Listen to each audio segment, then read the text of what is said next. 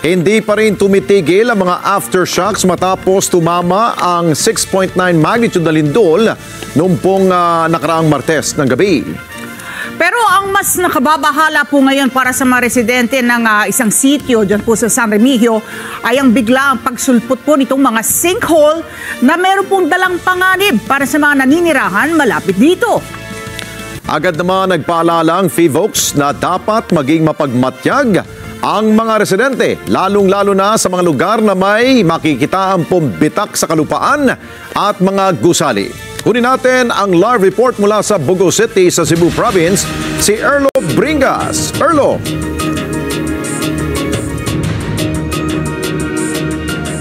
Alex, tuloy-tuloy pa rin yung nararanasang aftershocks matapos yung naging paglindol dito noong nakaraang linggo dito sa Bugo City at ilan pang mga karatig bayan. Pero ang higit sa pinag-aalala kayo ng mga residente, yung mga nakitang sinkhole nitong weekend ay patuloy na lumalaki dahil sa mga patuloy na aftershocks.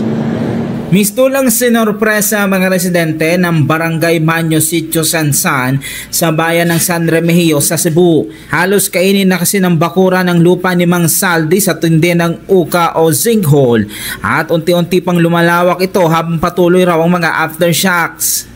Ang sabi ng mga residente dito sa Sitio Sansan, dito pa rin sa San Remigio, ay maliit pa to nung una, nung sumiklab yung 6.9 magnitude na lindol at naramdaman nga nila dito sa kanilang sitio. Pero habang tumatagal, kung inyo makikita yung kada gilid niya, itila unti-unti na uukab, yan ay dahil doon sa patuloy na mga aftershocks. Ang pinag-aalala pa ng mga residente rito ay kung magtutuloy-tuloy pa yung mga nararanasan nilang aftershocks at kanilang nararamdaman, eh baka mas lalo pang lumaki itong mismong sinkhole na ito. At ang pinangangambahan pa, baka yung mga bahay na malapit pa na nandito sa paligid nitong malaking butas na ito, eh baka madamay din doon sa sinkhole. Ang kanang balay na mo, nananay creek sa kusina, nananay liki ba? Unang hadlok na media sakop. Yeah. Kung naman kayo na, nagsimang nag-usahay mo, tipak po ginagmay nga ito ba? Paingon sa nga ito. Kami tao, ma-aftershock. Mahadlok na gini, kay habog na kayo. Ang balay ang kilid. Eh, sabi niyo kanina, nung nangyari yan, nung lumubog yan, hindi pa ho ganyan kalaki.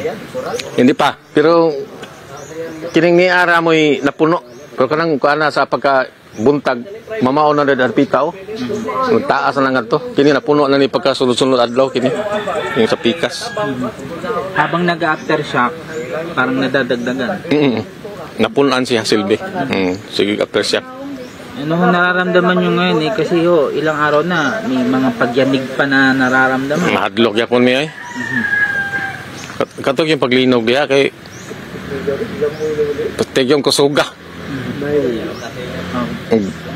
Kanang di mi kabarog nga mo barog nga white koptan matumba man ka malipong juga katong linuga og naka kuan patog taas-taas puro tingaling bahay na mo diri.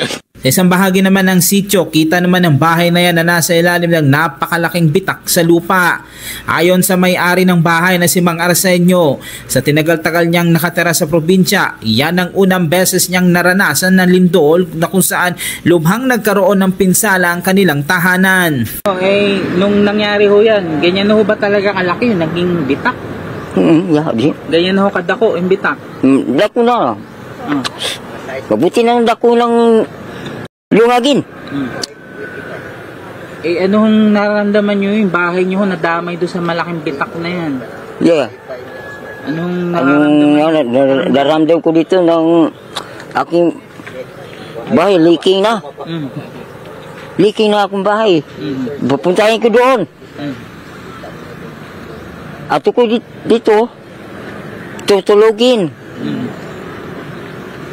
Binabalikan nyo sa umaga na lang? Oo, umaga. Yung... Di ho ba kayo tayo na natatakot po dahil may mga pa rin, aftershock? Yeah. Natatakot pa rin ba? Di ko mahadlok. Kung araw, gabi, hadlok ko. Sa gabi? Gabi. Hadlok ko. Gabi. Apo. Tay, gaano katagal na ho kayo nakatira dito? Ilan na kuno mga 50 years, 65 years. Ay, ngayon lang. First time, yung sa aking lahat na dito na yayari dito sa kuwan ng ulan, hangin. Tapos,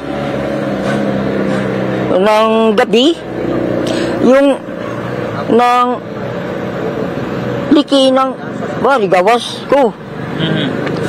Pero gatutin ko tapos ng leaking diha. Nang hadlukin ko. Sa isang bahagi din ng sityo, kita naman ang isang maliit na butas na yan sa gitna ng isang taniman. Pero kapag nasilip mo ang loob, kita ang malawak sa loob nito. Misto lang kasyang 5 sasakyan. Nangangamba ang mga residente na nakatira sa paligid ng maliit na butas na yan na lumaki pa ito dahil nakitaan naman ng pagbaba ng lupa malapit sa lugar. Hindi din kalayuan sa lugar, misto lang namang nagkaroon ng puting buhangin sa isang bakura na yan ng mga residente.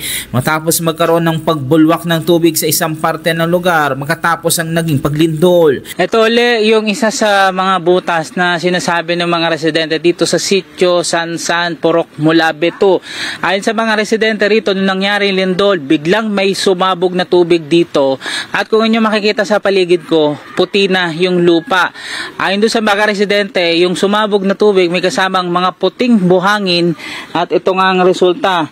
Para siyang buhangin sa tabi ng dagat. Pinangangambahan pa ng mga residente, huwag naman na sana daw maulit yon at baka mas malaking problema pa yung mangyari dito sa lugar na ito.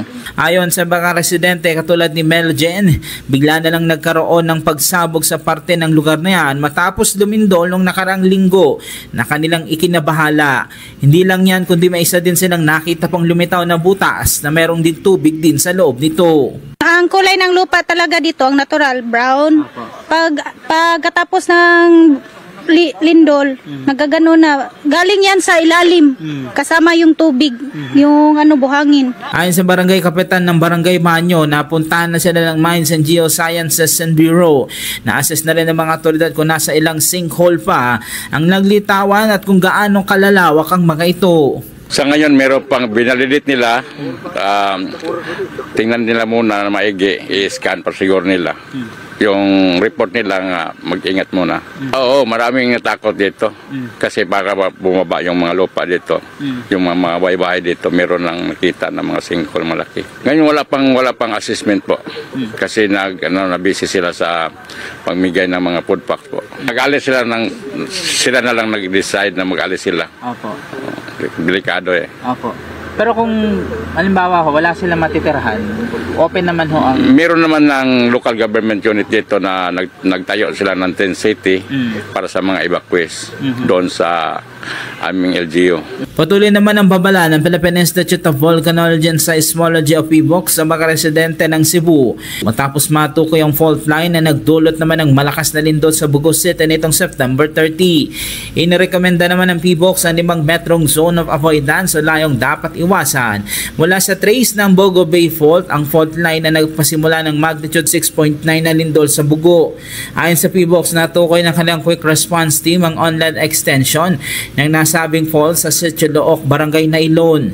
Nakita rin rito mga fault scarps, mga bitak sa lupa at maliit na pressure mounts sa loob ng 2 metrong deformation zone. Sa inisyal na field mapping, umabot na sa 200 meters ang nasirang bahagi ng lupa habang sa drone survey, tinatayang umaabot pa ito ng higit 1.5 kilometers na may palatandaan ng paggalaw ng fault.